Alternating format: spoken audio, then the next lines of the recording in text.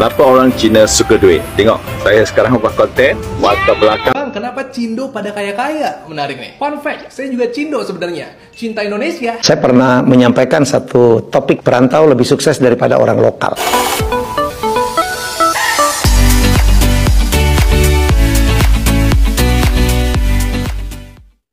Kata siapa, orang China saja yang suka duit, guys. Kita semua pun suka duit. Nah, jadi kalau tiada duit, hidup terasa sempit.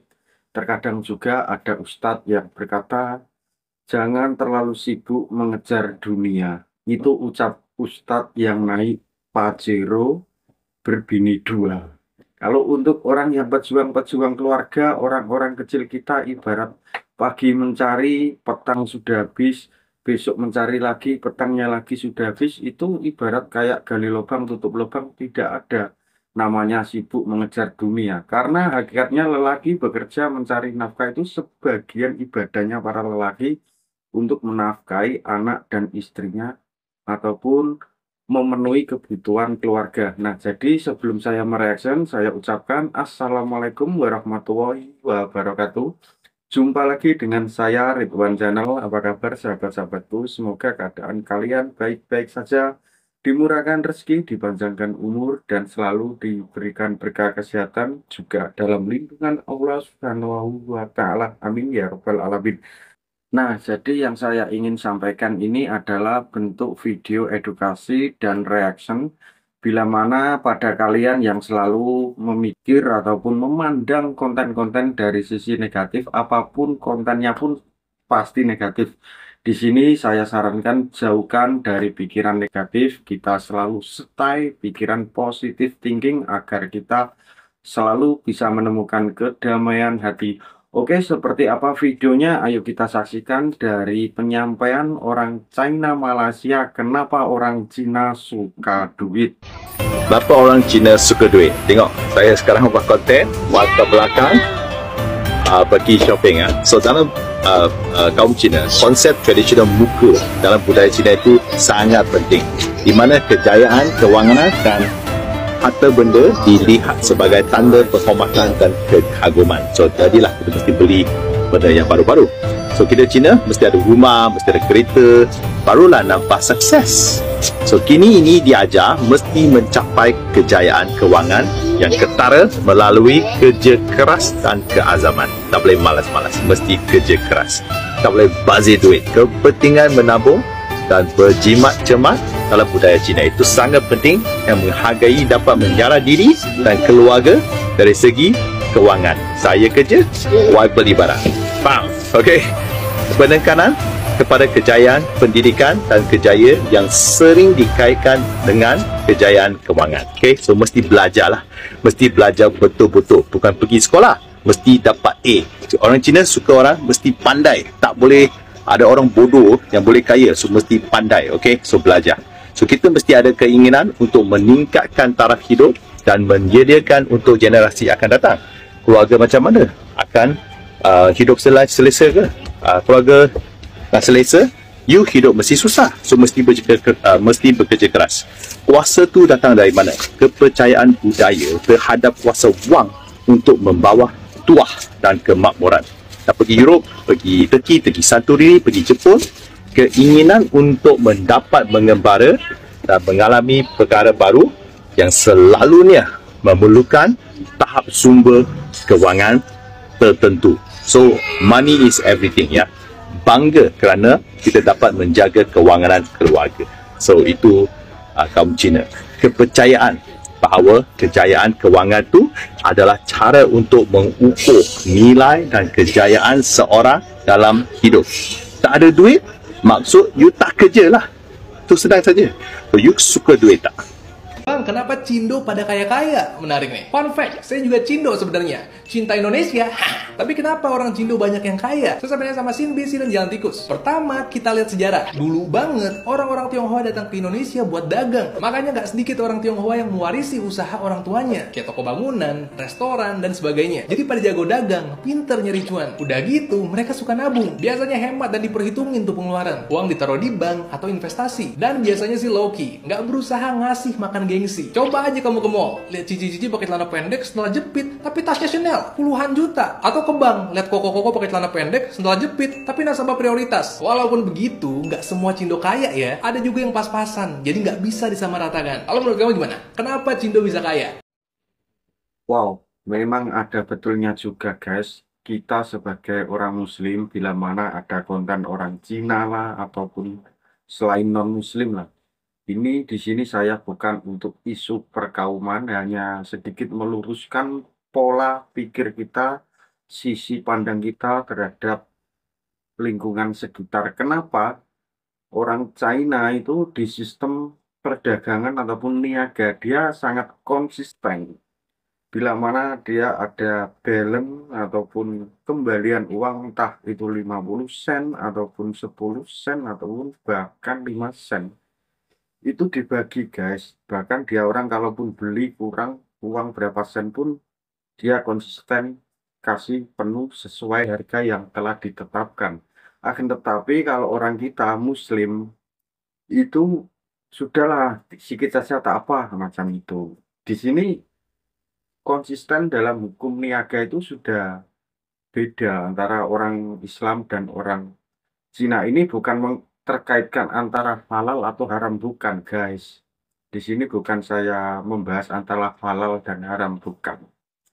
Karena kalau untuk sistem dagang Cina, saya akui memang betul-betul sangat ulet, jenius, konsisten, dan kooperatif dan produktif. Ini setahu saya, apalagi orang Cina mempunyai rekan bisnis. Oh, rasa solidaritasnya terhadap rekan bisnisnya itu betul-betul dijaga. Karena apa? Saya menengok sendiri para toke yang selalu berurusan tentang bisnisnya. Kenapa? Karena saya sendiri di Malaysia hampir 18 tahun ikut kerja toke Cina sama toke orang Indonesia sendiri, dan ataupun toke orang Melayu ataupun India sudah pernah semua.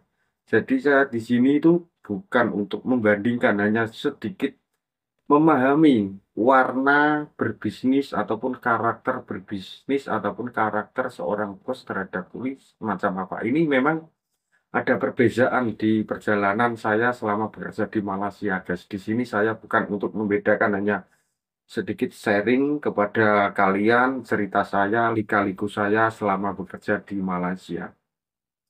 Kalau sistem orang China sendiri menurut saya itu memang konsisten, sangat on time lah. Apabila kerja ada hal sedikit memang dia cepat-cepat kasih settle.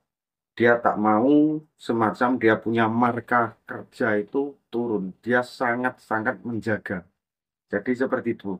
Nah, ini ada seorang narasumber dari Indonesia akan menyampaikan bagaimana sejarah perantau orang Cina Tionghoa banyak yang sukses di Indonesia. Seperti apa videonya? Ayo kita saksikan.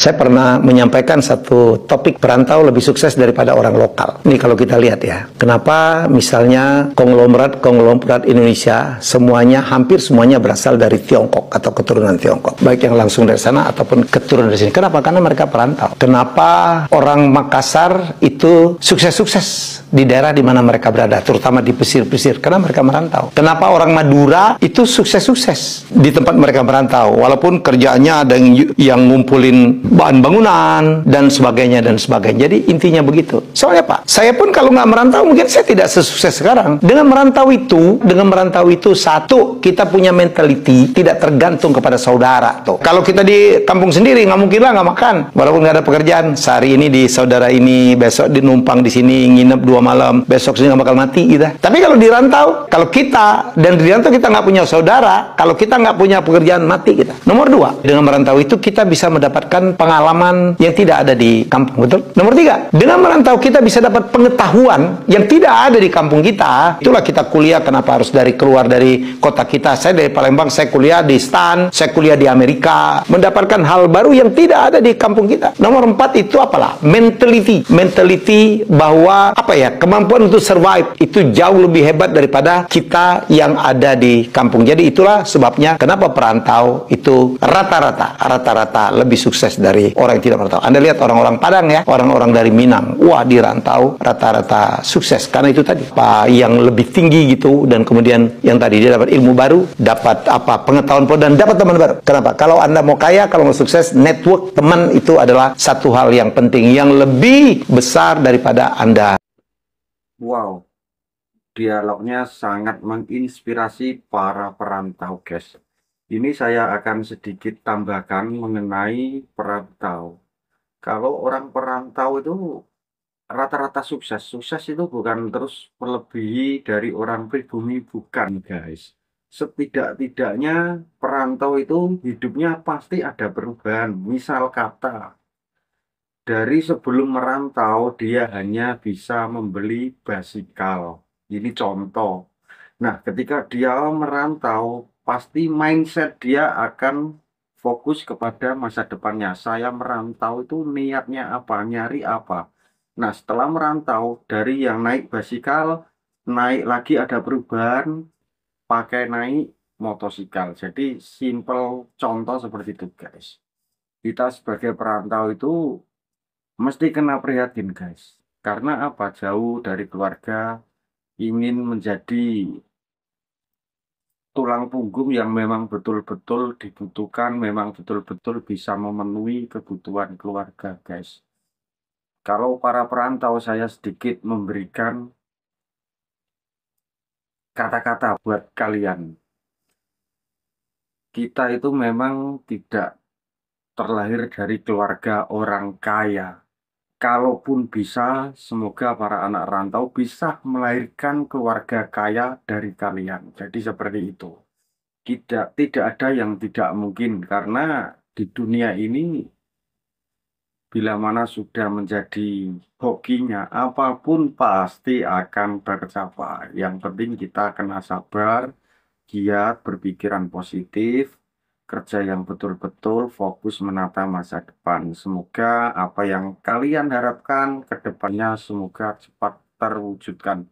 Tidak ada di dunia ini orang yang mau miskin, guys. Karena semua orang kaya pun takut miskin, apalagi yang miskin tak akan mungkin mau miskin terus. Kita harus apa ya? Selalu bersyukurlah apa jua keadaan. Karena mau sebanyak apapun yang kita raih dalam kesuksesan, bila mana di hati tiada rasa syukur, mau sebesar gunung, seluas lautan, rezeki yang diberikan takkan cukup. Jadi antara cukup dan kayanya itu terpulang dari diri kita mensyukuri apa yang telah kita punyai, menjaga apa yang telah dititipkan kepada kita. Bila mana kita sudah meninggalkan dunia, semua yang kita punya pun takkan dibawa. Semoga kita yang selalu di rantau, pejuang keluarga, semoga diberikan kelancaran, berkah barokah, selamat dunia akhirat, bisa menjadi lebih baik dalam keluarga kalian. Kita saling mendoakan karena tiada kata indah selain doa, guys. Jadi seperti itu. Nah, sampai di sini video Ridwan Channel. Semoga ini bisa menjadi hiburan dan edukasi untuk kalian. Jumpa lagi di konten saya berikutnya. Assalamualaikum warahmatullahi wabarakatuh.